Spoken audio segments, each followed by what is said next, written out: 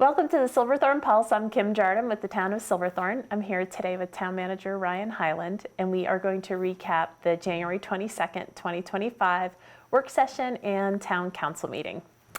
Thanks for being here. All right. Let's jump into work session first. And we had the Summit Combined Housing Authority, the executive director, Corey Burr, came to give an update. Yeah, this was Corey's first visit with the town council. She's making the rounds to all the municipalities to kind of provide an overview on how things are going at the Housing Authority.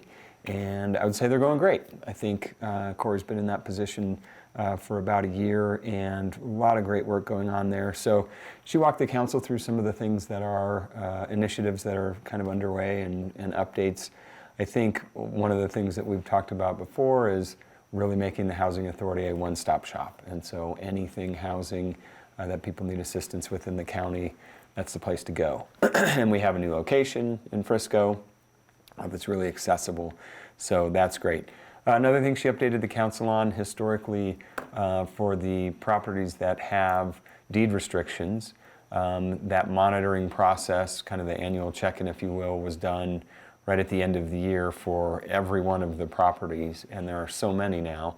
I think there are over 1,700 properties with deed restrictions starting this year, shifting to kind of the anniversary date of the purchase. And so that's a change in the process. So if you purchase a unit in June, that's when you'll go through that process. So just an overview of what's going on at the Housing Authority, and appreciate Corey visiting with the council. Yeah, it's a hot topic in Summit County. I mean, housing's a big deal. It's the hottest, maybe.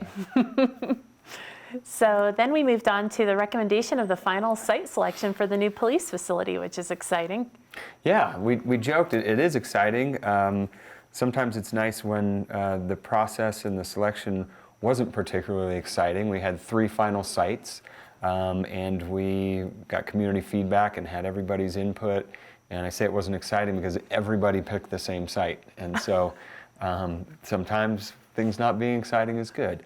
And it was great to have consensus from staff, the council, our police advisory board, citizen feedback, our architect. And out of the 3 sites that we had talked about previously, Cottonwood South was the selection that rose to the top really unanimously. That's the site that is kind of sandwiched in between Silverthorne Elementary and our Cottonwood Public Workshop, kind of up on the northern end of Highway 9.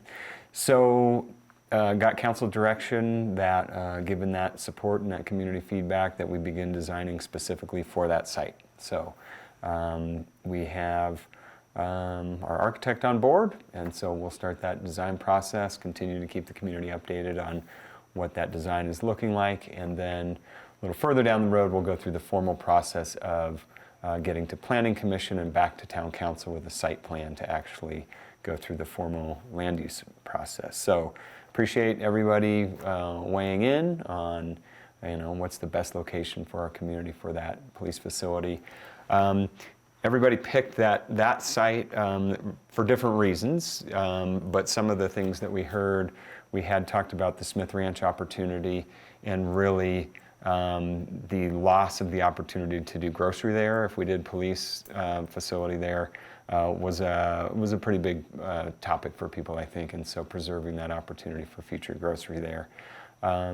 But we're excited, and we're off to design now. It'll be out near the new fire station as well. Right, yeah, right next to our Public Works campus and the new fire station. Great. So there was also a Recreation Center expansion update. We've talked a lot about the upcoming project at the Recreation Center, and Director Stephen Herman was a part of that. Yeah, Stephen, along with Chris Garino, who's with Artaic Group, who's our owner's representative.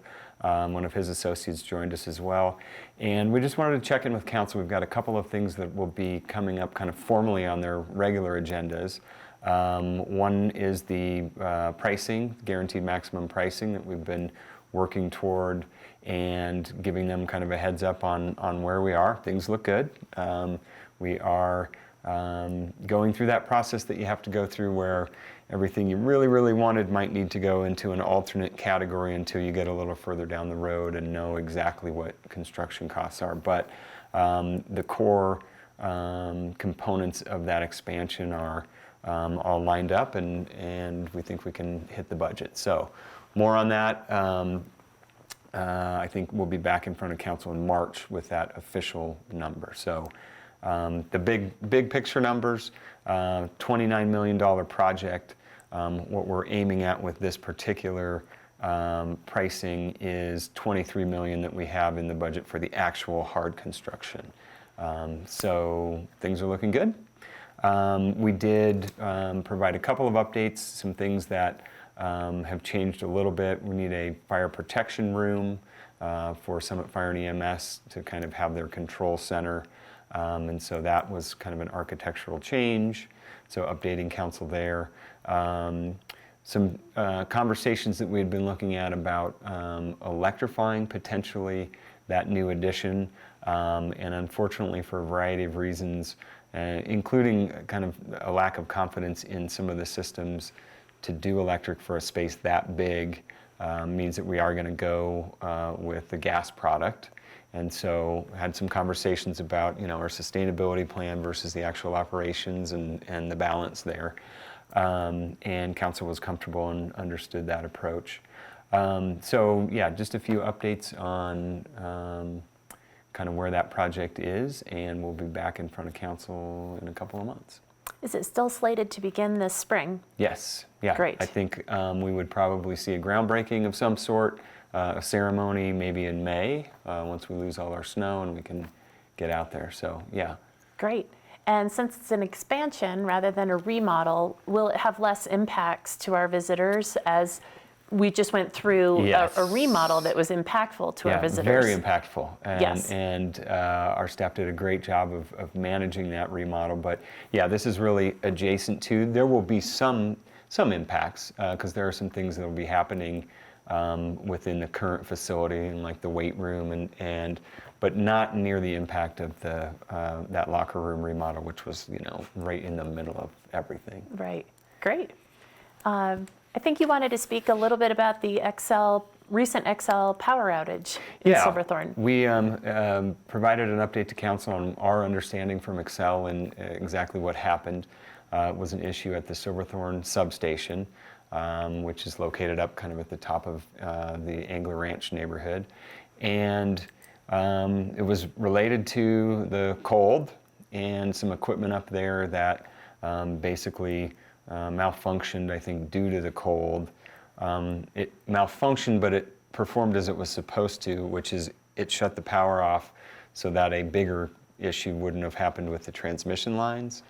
So when that happened, Excel figured out where it was and then switched the Silverthorne feed to a Dillon feed, I guess. They had to do that manually, so that's why it took maybe a couple hours at least. And then we were fed in that different direction while they made the larger repair. So a couple of things that we did talk to council about. We have been seeing when we lose power, some of the traffic signals that CDOT controls along the highway, they're supposed to start flashing red, and sometimes that's not happening. And so we're going to check in and make sure that those are tuned up as well as they can be with the battery backups, because that creates some challenges. It worked okay. Most people understand when it's out, you treat it as a four-way stop, but not everybody. So we're also talking about some of the protocols that our public works and police can do when we find ourselves in that situation. So the other thing that we did talk about, I think if you were in Silverthorne, if you're an Excel customer, you may get some of those text alerts that give you their estimated time of restoration for power. And we kind of learned that those are automatically generated based on sort of historical information. And so placing a significant amount of reliance on those is a little iffy.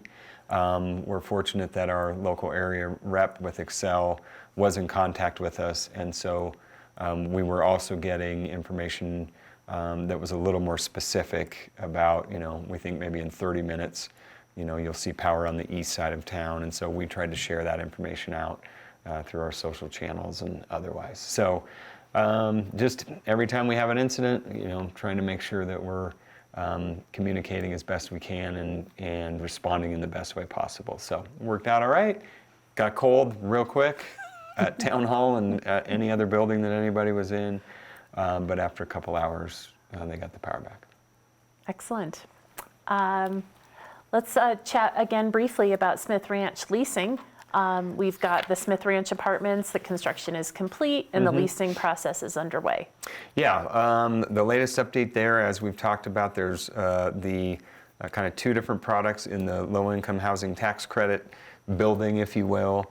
There are 26 units that are being held, kind of going through the process, and they expect 14 of those to have move-ins in this month, in January, and the remainder of those in February.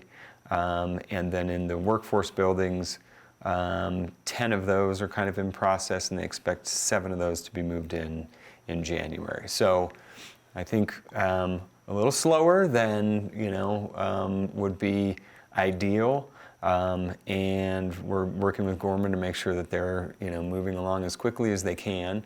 But obviously, we just want to see the place filled up, and new residents in the Silverthorne community. So we'll keep working with Gorman to make sure that they're pushing as quickly as they can to get through the process. So more to come there. Great. Let's move into the regular town council meeting. We kicked off with a swearing in of a new Silverthorne police officer, Stacy Spurn, who has a lot of experience from what I understand. Decades of experience in law enforcement coming to us from Florida, but most recently down in the Front Range in Parker, and really wanted to be in the mountains. Landed in a week that was 22 below zero, and I think she's looking for maybe not quite that cold, as maybe we all are. But welcome to Stacy, and we are fully staffed, so that's exciting. That is exciting. Moving into consent calendar, we had a resolution for new art board appointments, Dave Ratner, Pamela Cherman, and Florence Beck. Yep, great. A great board. They've done fantastic work, and so just going through the process of appointing members. Some of those are returning. Yes. But appreciate our community's support of all of our art initiatives and all of the volunteer time of the art board. I believe Florence Beck is the new appointed member, correct? Yeah. Okay. Then we also had a resolution approving a license agreement for the Uncle John's Farm Stand, which is an annual renewal. The farm stand is located adjacent to the theater. Yeah, just north of the Silverthorne Performing Arts Center, and they have been there for years.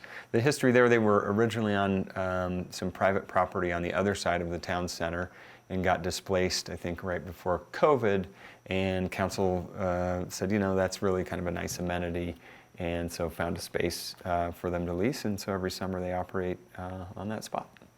Great. There was also a resolution supporting the town's raised grant application, which is exciting. We're seeking $4 million for improvements along Stevens Way, which are a result of the CDOT corridor study and the some suggested solutions for some of our traffic issues in that area. Looking for some federal funding, and so as you know, been seeking letters of support and getting this application already, and part of that was just having a resolution of support from the town council. So fingers crossed. You never know. There's always a lot more need than there are dollars available, but we've got that application out there, and we'll see if we can get some planning money. We had plenty of letters of support, so hopefully that helps us out. Under Liquor Board, we had a transfer regarding the pad. Since the pad has transferred ownership, the liquor license also needed to be transferred. Yeah, this is actually the second time the group that is operating the pad now, there was a merger, and another group kind of took over the group that we had previously transferred to maybe a month or so ago. So anyway, kind of housekeeping. There was a representative there from that organization and said no changes to really any of the operations. If you walk into the pad, you're going to see the same staff and everything, but it is a different organization now that is leading the effort there. Excellent. Under public hearings, we had an ordinance adopting the 2024 edition of the Model Traffic Code for Colorado, and we spoke about this recently. Yeah, I mean, to a few certain weeks ago. degree, housekeeping, it is a kind of a statewide code so that there's some uniformity when you're traveling around the state in what are the traffic codes. And so we make a couple of local amendments with speed limits here and there, but generally speaking, some housekeeping, and that was approved on second reading. We had an executive session on the agenda, but we actually amended the agenda because that wasn't necessary. Didn't end up needing that. And so that was really the end of the evening. Well, I have to put in a plug for the business improvement grants. Yes. The applications are open until February 28th, and there's $50,000 budgeted for local businesses in Silverthorne. So if you go to the website, to the Business Resources tab, you can easily get to the application. Yeah, and just a quick history there, kind of two different tracks. One is really more of your traditional storefront facade improvement or site improvements that businesses can propose. And then the other track is the economic development track, where if you've got something that can bring new employees on board, new equipment that might allow you to hire employees, or a number of other categories that people should check out, that opportunity's there. So spread the word. Definitely. And also we've got our February First Friday coming up on February 7th. It's the Wish Lantern Festival, and interesting bit of information about that. It's a celebration of the midway point between the winter solstice and the spring equinox, which it's hard to believe we're already midway. All right. Yeah, it's through a the great winter. event, visually really fun to experience right there at the pavilion on the river. So check it out. Yeah, for sure. And that is all for us for today. We'll see you next time.